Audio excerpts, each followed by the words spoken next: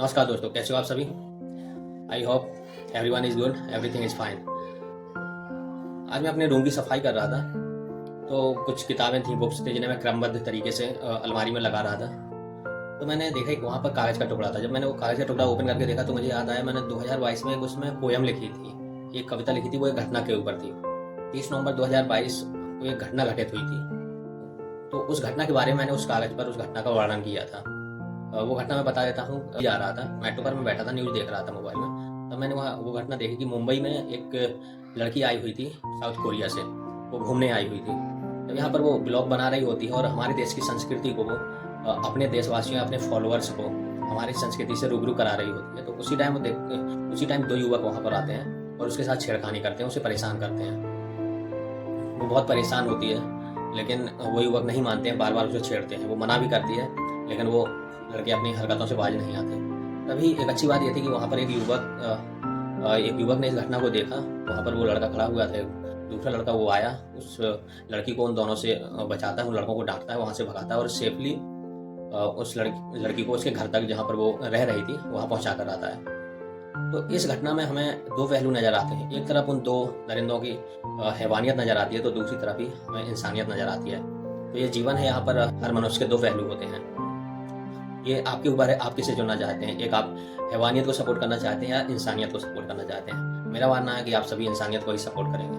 तो उसी घटना को मैंने मेट्रो में जा रहा था, तो मैंने वहीं पर वो घटना को मैंने कागज़ में कुछ लाइन्स हैं, वो मैं आपके साथ शेयर करना चाहूँगा। आज फिर ये धरा विश्व स्तर पर शर्मसार हुई, संस्कृति की जननी भारत माँ आज फिर लाचार हुई। जहाँ झांसी की मनु उठा तलवार बनी थी लक्ष्मीबाई, जिनमें और भी नाम शामिल हैं, दुर्गावती, रानी चेन्नम्मा, झलकारी बाई। उसी धरा पर आज ये परदेसी बेटी क्यों समझाई, जब वो संस्कृति से रूबरू कराने सौराष्ट्र को मुंबई आई।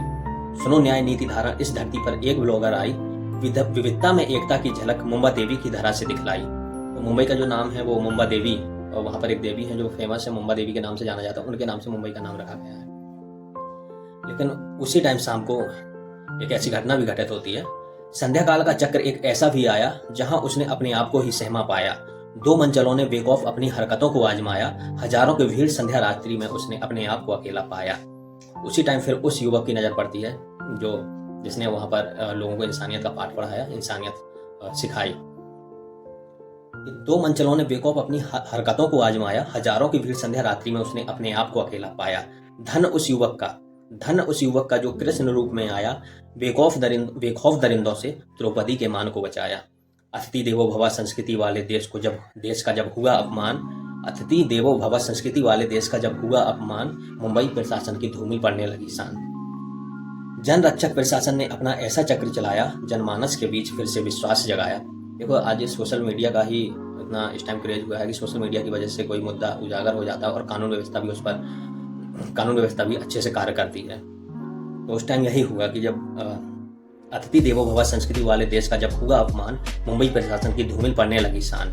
जन रक्षक प्रशासन ने ऐसा चक्र चलाया, जनमानस के बीच फिर से विश्वास जगाया। प्रातः काल हजारों बेटियों का आनंद फिर मुस्कुराया। दोनों ही गुनहगार हैं कटघरे के अंदर जब इस खबर को पाया। खुश हुई स्फूर्ति इंसाफ से जो पर्यटक बनकर आई है, कुछ दिन और रुकेगी इस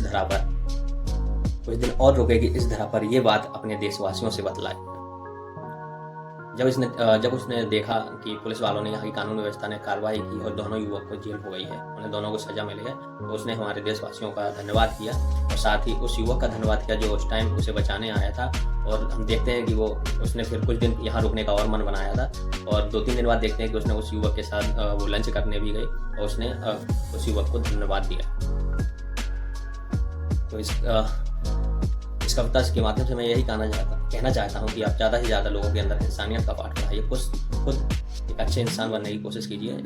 देखो, इस दुनिया में सबसे अच्छी चीज़ होती है अच्छा इंसान बनना। लोग बहुत पैसा कमा लेते हैं, अपना लक्ष्य तक पहुँच जाते हैं, लेकिन अच्छा इंसान नहीं बन पाते हैं। तो मेरा मानना है आप अच्छा इंसान बनिए, हर चीज़ आपके कदम चूमेगी, सफलता आपको एक कदम चूमेगी जब आप एक अच्छा इंसान बन जाएंगे। तो एक अच्छे इंसान बनने की कोशिश कीजिए। Thank you.